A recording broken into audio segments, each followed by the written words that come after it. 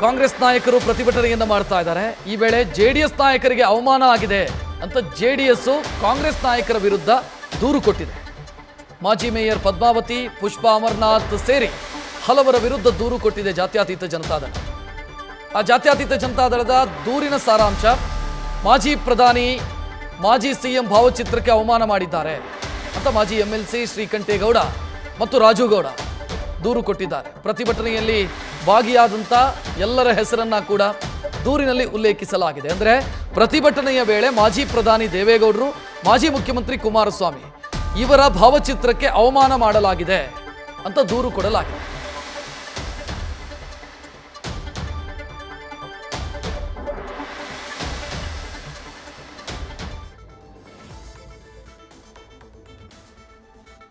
JDS ನಾಯಕರು ಕೊಟ್ಟಿರುವಂತಹ ದೂರಿನ ಪ್ರತಿಯನ್ನ ನೀವು ನೋಡ್ತಾ ಇದ್ದೀರಿ. ಅಂದರೆ ಪ್ರತಿಭಟನೆಯ ಸಂದರ್ಭದಲ್ಲಿ ನಮ್ಮ ನಾಯಕರ ಭಾವಚಿತ್ರಕ್ಕೆ ಅಗೌರವ ತೋರಿಸಲಾಗಿದೆ ಅಥವಾ ಅವಮಾನ ಮಾಡಲಾಗಿದೆ ಅನ್ನೋದು ದೂರಿನ ಸಾರ. ನೋಡ್ತಾ ಇದ್ದೀರಿ, ಶ್ರೀಕಂಠೇಗೌಡರು, ಗಂಗಾಧರ ಮೂರ್ತಿ, ರಾಜುಗೌಡ ಸೇರಿ ಜೆಡಿಎಸ್ನ ಪ್ರಮುಖರು ಈ ದೂರನ್ನು ಕೊಟ್ಟಿದ್ದಾರೆ. ಪ್ರತಿಭಟನೆಯ ವೇಳೆ ಮಾಜಿ ಪ್ರಧಾನಿ ದೇವೇಗೌಡರು ಮತ್ತು ಮಾಜಿ ಮುಖ್ಯಮಂತ್ರಿ ಕುಮಾರಸ್ವಾಮಿ ಅವರ ಭಾವಚಿತ್ರಕ್ಕೆ ಅಪಮಾನ ಮಾಡಲಾಗಿದೆ, ಅಗೌರವ ತೋರಿಸಲಾಗಿದೆ ಅನ್ನೋದು ದೂರಿನ ಸಾರ. ಹಾಸನದ ಪ್ರಕರಣಕ್ಕೆ ಸಂಬಂಧಪಟ್ಟಂತೆ ನಿನ್ನೆಯ ದಿನ ಕಾಂಗ್ರೆಸ್ನ ಮುಖಂಡರುಗಳು, ವಕ್ತಾರಗಳು ಮತ್ತು ಕಾರ್ಯಕರ್ತರು ಪ್ರತಿಭಟನೆ ಮಾಡುವ ಸಂದರ್ಭದಲ್ಲಿ ನಮ್ಮ ದೇಶದ ಗೌರವಾನ್ವಿತ ಮಾಜಿ ಪ್ರಧಾನಮಂತ್ರಿಗಳಾದಂಥ ಶ್ರೀ HD ದೇವೇಗೌಡರು ಹಾಗೂ ಈ ನಾಡಿನ 2 ಬಾರಿ ಮುಖ್ಯಮಂತ್ರಿಗಳಾಗಿದ್ದಂಥ ಹೃದಯವಂತ ರಾಜಕಾರಣಿ ಕುಮಾರಸ್ವಾಮಿಯವರ ಭಾವಚಿತ್ರಕ್ಕೆ ಪೊರಕೆಯನ್ನು ತೋರಿಸುವ ಮತ್ತು ಚಪ್ಪಲಿಯನ್ನು ತೋರಿಸುವಂಥ ಕೆಲಸಕ್ಕೆ ಮುಂದಾಗಿದ್ದಾರೆ. ಅದನ್ನು ಜಾತ್ಯತೀತ ಜನತಾದಳ ಖಂಡಿಸಿ ನಮ್ಮ ಪಕ್ಷದ ಎಲ್ಲ ಶಾಸಕರು, ಮುಖಂಡರುಗಳು ಇವತ್ತು ನಗರದ ಪೊಲೀಸ್ ಆಯುಕ್ತರನ್ನು ಭೇಟಿ ಮಾಡಿ ಅವರ ಮೇಲೆ ದೂರನ್ನು ದಾಖಲಿಸಿದ್ದೇವೆ. ಅಂಥವ್ರ ಮೇಲೆ ಸೂಕ್ತವಾದ ಕ್ರಮ ಕೈಗೊಳ್ಳಬೇಕು ಅಂತೇಳಿ ಕೂಡ ಆಗ್ರಹಿಸಿದ್ದೇವೆ. ಮತ್ತು ಅಂಥದೇ ಚಾಳಿಯನ್ನು ಅವರು ಮುಂದುವರಿಸಿದ್ರೆ ನಾವು ಕೂಡ ಪ್ರತಿಭಟನೆಗೆ ಮುಂದಾಗಬೇಕಾಗತ್ತೆ ಅನ್ನುವಂಥ ಎಚ್ಚರಿಕೆಯನ್ನು ಕೂಡ ಈ ಮೂಲಕ ನಾವು ಕೊಡ ಬಯಸ್ತೇವೆ.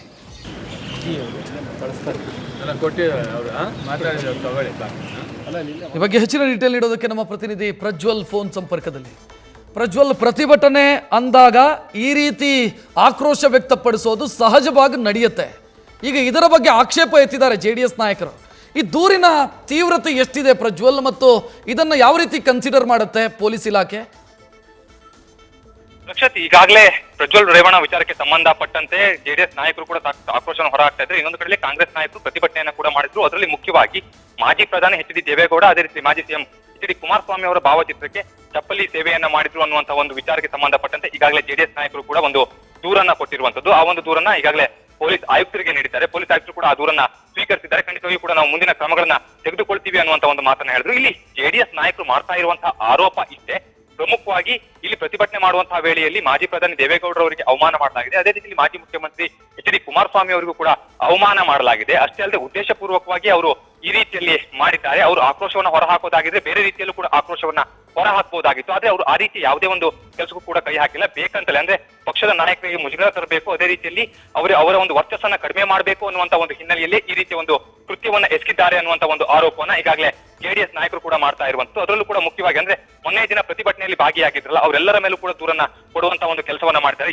ಯಾರು ಈ ರೀತಿ ಚಪ್ಪಲಿ ಸೇವೆಯನ್ನ ಮಾಡಿದ್ರು ಅಂತವರ ವಿರುದ್ಧ ಕೂಡ ಈಗಾಗಲೇ ಪ್ರಕರಣವನ್ನ ಕೊಡುವಂತ ಒಂದು ಕೆಲಸವನ್ನ ಮಾಡಿರುವಂತದ್ದು. ಸದ್ಯದ ಮಟ್ಟಿಗೆ ಯಾವುದೇ FIR ಕೂಡ ದಾಖಲಾಗಿಲ್ಲ. ಆದ್ರೆ ಆಯುಕ್ತರಿಗೆ ಒಂದು ಮನವಿಯನ್ನ ಕೊಟ್ಟಿದ್ದಾರೆ. ಇಂಥವರ ವಿರುದ್ಧವೂ ಕೂಡ ನೀವು ಒಂದು ಕ್ರಮವನ್ನ ಜರುಗಿಸಬೇಕು, ಅಷ್ಟೇ ಅಲ್ಲದೆ ಅವರನ್ನ ಕೂಡ ನೋಟಿಸ್ ಕೊಟ್ಟು ವಿಚಾರಣೆಗೆ ಕರಿಬೇಕು ಅನ್ನುವಂತ ಒಂದು ಮನವಿಯನ್ನ ಮಾಡ್ಕೊಂಡಿರುವಂತದ್ದು. ಈ ಒಂದು ನಿಟ್ಟಿನಲ್ಲಿ ಪೊಲೀಸ್ ಆಯುಕ್ತ ಕೂಡ ಆ ಒಂದು ಮನವಿಯನ್ನ ಪರಿಗಣಿಸುವಂತ ಒಂದು ಕೆಲಸವನ್ನ ಮಾಡ್ತಾರೆ. ಮೊದಲಿಗೆ ಮನವಿಯಲ್ಲಿ ಏನಿದೆ ಅನ್ನೋದನ್ನ ಕೂಡ ಅವರು ಗಮನಿಸಬೇಕಾಗುತ್ತೆ. ಅನಂತರದಲ್ಲಿ ಇದು ತಪ್ಪೋ ಸರಿಯೋ ಅನ್ನೋದ್ರ ಬಗ್ಗೆ ಕೂಡ ಪೊಲೀಸರು ವಿವೇಚನೆಯಿಂದ ಈ ಒಂದು ಪ್ರಕರಣವನ್ನ ದಾಖಲಿಸಿಕೊಳ್ಬೇಕು ಅಥವಾ ಬೇಡವಾ ಅನ್ನೋದ್ರ ಬಗ್ಗೆ ಕೂಡ ತೀರ್ಮಾನವನ್ನ ಮಾಡ್ತಾರೆ. ಆದ್ರೆ ಸದ್ಯದ ಮಟ್ಟಿಗೆ ಈಗಾಗಲೇ ಇವರು ಕೇವಲ ಒಂದು ಮನವಿಯನ್ನ ಕೊಡುವಂತ ಒಂದು ಕೆಲಸವನ್ನ ಮಾಡಿರುವಂತದ್ದು. ಅಷ್ಟೇ ಅಲ್ಲದೆ ಅನಂತರದಲ್ಲಿ ಬಂದಂತ ಮಾಜಿ MLC ಶ್ರೀಕಂಠೇಗೌಡರು ಕೂಡ ಸಾಕಷ್ಟು ಆಕ್ರೋಶವನ್ನ ಹೊರಹಾಕಿದ್ರು. ಯಾಕೆ ಅಂತ ಹೇಳಿದ್ರೆ ಈ ರೀತಿಯಾಗಿ ಅವಮಾನ ಮಾಡುವಂತದ್ದು ತಪ್ಪು. ಇಲ್ಲಿ ಅವರು ಮಾಡಿದ್ದಾರೋ ಅಥವಾ ಇಲ್ವೋ ಅನ್ನುವಂಥದ್ದು ಇನ್ನೂ ಕೂಡ ಸ್ಪಷ್ಟವಾಗಿ ಗೊತ್ತಿಲ್ಲ. ಅದಕ್ಕಿಂತ ಮುಂಚೆ ಈ ರೀತಿಯಲ್ಲಿ ಇವರು ವರ್ತನೆಯನ್ನ ತೋರ್ತಾ ಇರುವಂತದ್ದು ಸರಿಯಲ್ಲ. ಇಲ್ಲಿ ಸಾಬೀತಾಗದೆಯೇ ಆತನನ್ನ ಆರೋಪಿ ಅನ್ನುವಂತ ದೃಷ್ಟಿಯಲ್ಲಿ ಇವರು ನೋಡ್ತಾ ಇದ್ದಾರೆ. ಅದನ್ನು ಯಾವುದೇ ಕಾರಣಕ್ಕೂ ಕೂಡ ಸಹಿಸೋದಿಲ್ಲ ಅನ್ನುವಂತ ಒಂದು ಮಾತನ್ನ ಕೂಡ ಹೇಳಿದ್ರು. ಯಾವುದೇ ಒಂದು ಅಪರಾಧ ಪ್ರಕರಣಗಳಲ್ಲಿ ಆರೋಪಿ ಭಾಗಿಯಾಗಿದ್ದಾನಾ ಅಥವಾ ಇಲ್ವಾ ಅನ್ನೋದ್ರ ಬಗ್ಗೆ ಮೊದಲಿಗೆ ತನಿಖೆಯನ್ನ ಮಾಡಬೇಕಾಗುತ್ತೆ. ಆದ್ರೆ ಇಲ್ಲಿ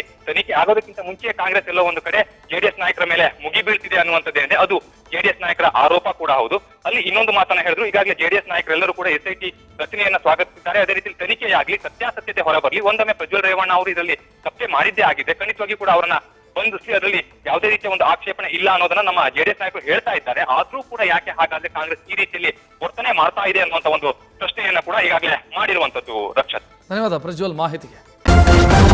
ನ್ಯೂಸ್ ಫಸ್ಟ್ ನಿರ್ಭೀತಿಯಿಂದ ನಿಮ್ಮ ಪರವಾಗಿ.